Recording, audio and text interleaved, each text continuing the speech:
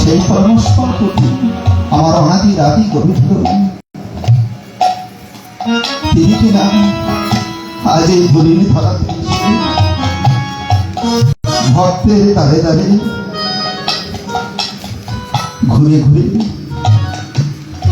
পরম করুণাময় দয়াল হরিকথা নাম গুলাচ্ছে, যে দিচ্ছে তাকেও দিচ্ছে, ছোট দাদা যে দিচ্ছে না তাকে করে দিচ্ছে, হাতে ধরে পায়ে ধরে নাম আমার গৌর হরি গুলাচ্ছে। আর এদিকে নদিয়ার মাঝে কৃপা পাওয়ার মতো অনেক ভক্তই ছিল গো মা, কিন্তু সবার কৃপা তো সবার ভাগ্য হবে না।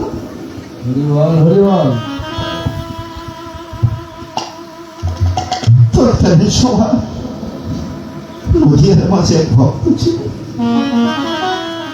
নাম ছিল শ্রীধর পণ্ডিত। হরে কৃষ্ণ।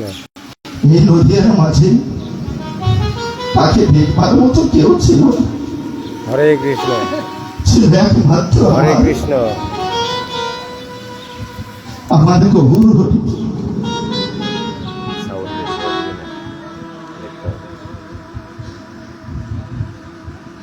নদিয়ার মাঝে শ্রীধর পণ্ডিতের একটা ছোট্ট ব্যবসা ছিল।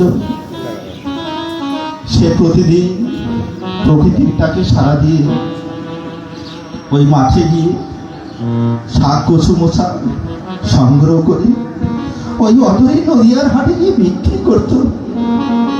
আর ওখান থেকে যতটুকু অর্থ পেত ততটুকু দিয়ে আমার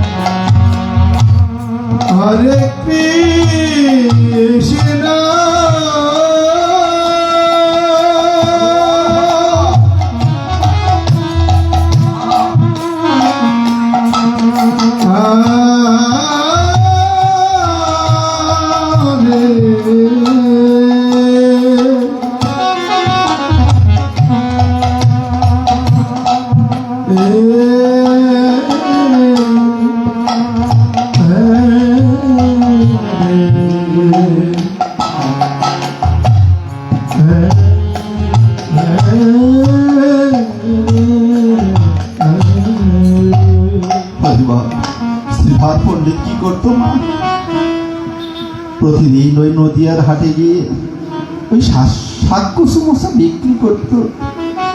কিন্তু আমার নিমাই পণ্ডিত ওই হাটে গিয়ে প্রতিদিন শ্রীধরের কাছ থেকে আগে শাক কচু দিত, কিন্তু কোনোদিন করে দিত না। তাই শ্রীধর পণ্ডিত একদিন বলেছিল, ওহে পণ্ডিত, তুমি তো প্রতিদিন আমার এই হাট থেকে আমার কাছ থেকে শাক কচু বসে নিয়ে যাও, কিন্তু কই কোনোদিন তুমি করে দিলে না। আমার দয়াল হরি নিমাই পণ্ডিত বলেছিল, শ্রীধর আমার কাছে কোনো করিনি, তবে আজ নয়, যদি কোনদিন সময় আসে আমি এই ঋণ শোধ করবো ভাই।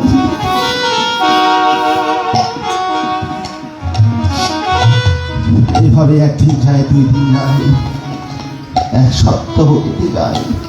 যাওয়ার পর নিমাই পণ্ডিত একদিন নদিয়ার মাঝে ঢোল পেটে দেয়। তৎকালীন সময় বাবা ঢোল পেটাইতো যে আমার গৌরী এই নদিয়া আছে সকল ভক্তকে ছেড়ে সে বৃন্দাবনে চলে যাবে। আর এমন কথা শুনে আমার শ্রীধর পণ্ডিতের মনে বড় কষ্ট হয়। আমি সেদিন মনে হয় আমার পণ্ডিত মশাইকে বলেছিলাম আমায় তো করে দিলে না, আর সেই জন্যে মনে হয় আমার পণ্ডিত মশাই আমার উপর অভিমান করে এই নদিয়া ছেড়ে বৃন্দাবনে চলে যাচ্ছে।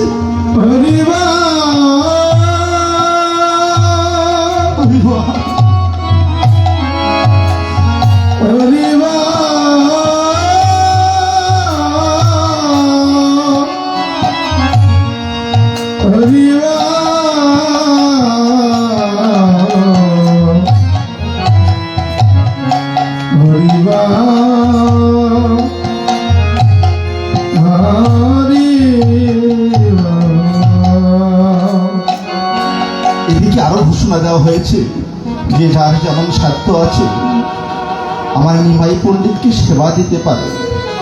বাবা সবাই সারিবদ্ধভাবে যাচ্ছে নিমাই পণ্ডিতের গৃহে, সবাই তাকে সেবা দেবে বলে।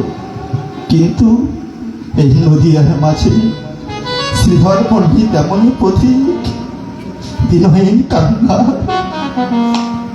আমার গৌরীকে সেবা দেওয়ার মতো তার কিছুই নেই গো মা। কেমন থাকবে সে যে হত দরিদ্র কাঙ্গাল। তাই ঘরে গিয়ে দেখি একখানা কলার মোচা পড়ে রয়েছে।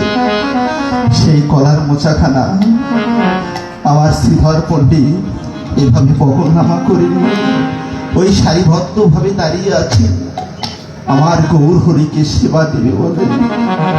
এমন সময় আমার দয়াল হরি পরমেশ্বরপতি তিনি দেখতে পেল ওই অদূরে শ্রীধর পণ্ডিত কেমন জানি ব্যাকুলতা ভাবে দাঁড়িয়ে আছে।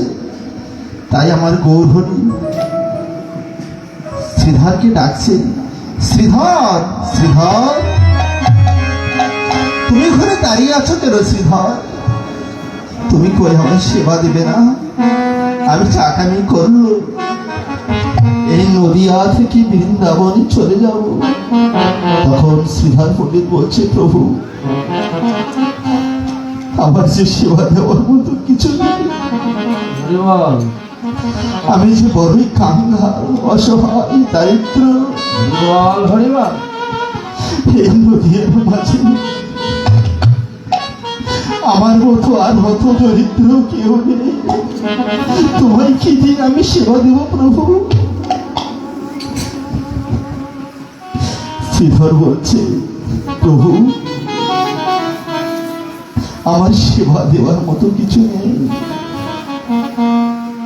নিমাই পণ্ডিত বলছে, শ্রীধর আমি তোমায় কথা দিলাম আমি শুধু তোমার গৃহের সেবা করবো বলে একদিন পরে বৃন্দাবনে যাব, মানে একদিন পরে যাবে, এই ঘোষণা নদীর মাঝে দিয়ে দিলেন।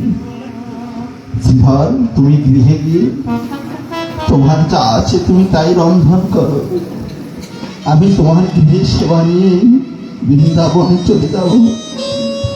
তখন শ্রীধর পণ্ডিত গৃহে এসে আমার গৌরহরির জন্য রন্ধনশালা বসিয়ে দিলেন। রন্ধন করে প্রভুকে সেবা দেবে বলে অদূরে দাঁড়িয়ে আছে পথ পানে, কখন আমার গৌরহরি আসবে আমি নিজ হস্তে তাকে সেবা দেব। এমন সময় আমার গৌরহরি শ্রীধরের গৃহে এসে উপনীত হলো। আসার পর আমার ভগবান গৌরহরিকে বসতে দিয়ে ওই শ্রীধরের ঘরে যে কচুর মশালা ছিল শুধু সেই রন্ধন করেছে, আর কিছু ছিল না। মাগো, আমার ভগবানকে কে কতটুকু সেবা দিল, কে দিয়ে দিল, কেমনে দিল দুটো আপেল কমলা, তা কখন আমার প্রভু দেখে না? দেখে কি আমাকে কতখানি ভক্তি বানিয়ে তাই নিমাই পণ্ডিতকে এই স্ত্রী